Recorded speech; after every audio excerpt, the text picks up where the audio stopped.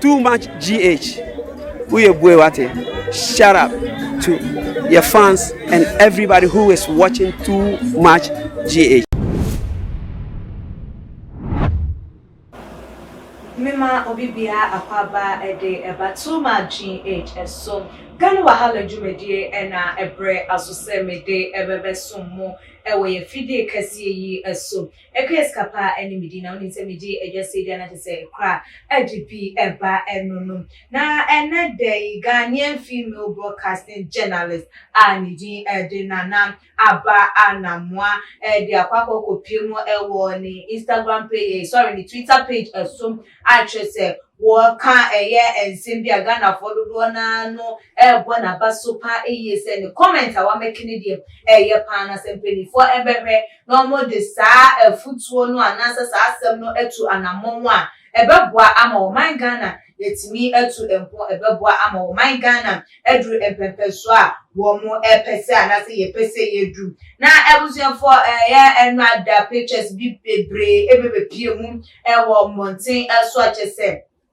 NPP MPs ego PMO ewo Parliament House all because of some person or more occupy a majority seat on go PMO on around 4 a.m. Ahumachi I just say a binumun sorry yempo to the extent if you move to almost simple no majare ako womo eduma so and so ma be PMO Parliament so neso so na enkofukuo bi ediem I just womo ye MPs womo edie womo kwakwa ko PMO ewo hono go PMO hono ni ntonko de womo tonko wo hono nanso so de womo mbeda nso so edabi na no ma dodo na eka se womo gu Ghana fo animu ase mumu magu Ghana animu ase de dikan na ebiem nso so mo se kwakwa ko gu ye animu ase ebiem de to so meru dia ene na ede nkwa because inauguration day na mo ya kwato aba na so mo to aba ama speaker of parliament mo hwe basabasa yem ene we ye ne kasia ekọ so amudi gu o man Ghana animu ase se poto se pelifompo de mutimi eyenie na afei ede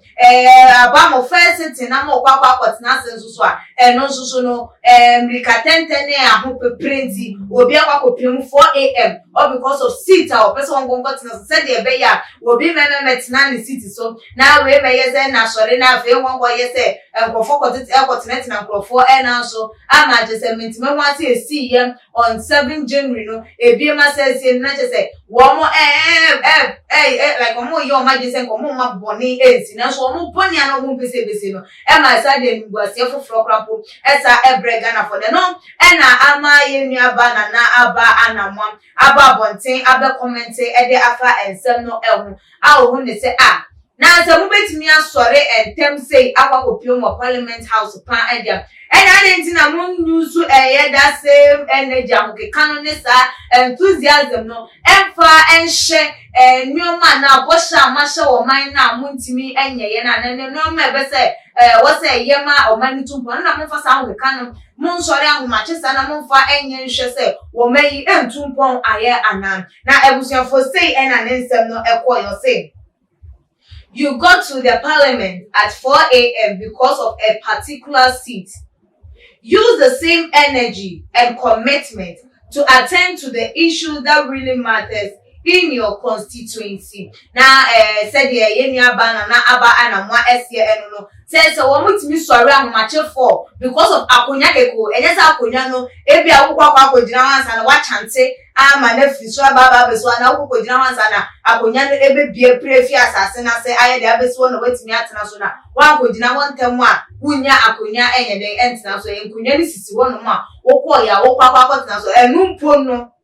4 a.m. It was any identity and a woman use that same energy and a commitment for Akonyana, one person got national energy, no commitment. So I didn't know who use that same thing. I attended to a issues, problems are a one more constituency, problems are a one mayimo, one more persuaso, one more potamo. Now one more share any send me a beya or may a bit me afan to my pa, Eddie Ephraim. Now no, and I just say, I'm a comment, no do not ever say I am papa. na say won betimi asore that time na and that time won sore a na say na bi enye parliament no be kwa won fa project say matters ben no ma be na hu hia we constituency a enye ye ti ahomache for le bia wasore na woni dwuma bi adie no na ne no anu na wo jot down wo pinpoint say dey na wose menye dey na wose mencho dey na wose menye mfamboa me constituency na ne wo sore ye Moses na wonim die constituency ne de enyan na de ye mu ba ku mienu bi die obetimi aye within that week within that month na no de wa hwe na wa ye de wa ye enu nti no dodo na ese de ye nua ba na ba Anamoah eka no ye ne kwan so a enu no na no na ebinom nso se ada bi o nipa ne na de no na wo hu ne se akonya won primo bi ngon wota akonya so no bi ko primo on 4 am eno de efa ho ne matters arising wo constituency hu eno de wonya kan wo kapampa enye ne kwan so because nyoma hu ya constituency na enye 4 am ene sorry etoto nyoma enye sa kwa by that time kwa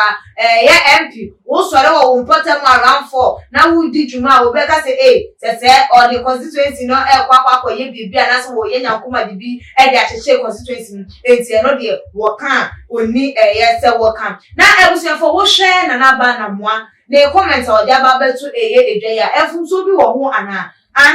se wan kan here because to me ne de me hu bia ewo won susu a wutie no say na wusu hu no ACF for the channel ebre ewo too much age your comment section e bi mu enso like the videos na share ewo all the social media platform so bit me so follow yen ewo ye IG page ne Twitter page so @tumaGH_ Facebook tumaGH subscribe to channel no so when ye adoma no ewu nya miaso se ne be nya upload video bia no won so wetimi enya notification na adwentre bia wo fa ensem ho no wetimi de atu edwa de amaye ekris kapa enimidi aha enam dum besi makram.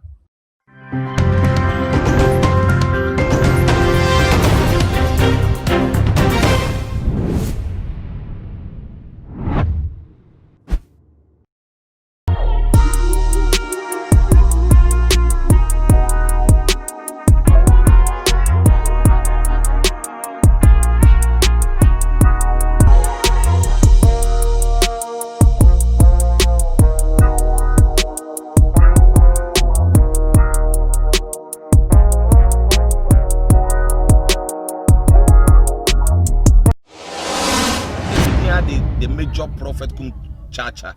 on say me catch was say bomoden na hwe too much GH on say me kan ye nyene bone pa na kase epe wo wi ase ya asonde nti na Adam wo hu nyame ye no nyam no wo hu ne ma bi a wo hwehwehwehwe e wo other place ne ade kat won na bomoden na be hwe too much GH be hwe na subscribe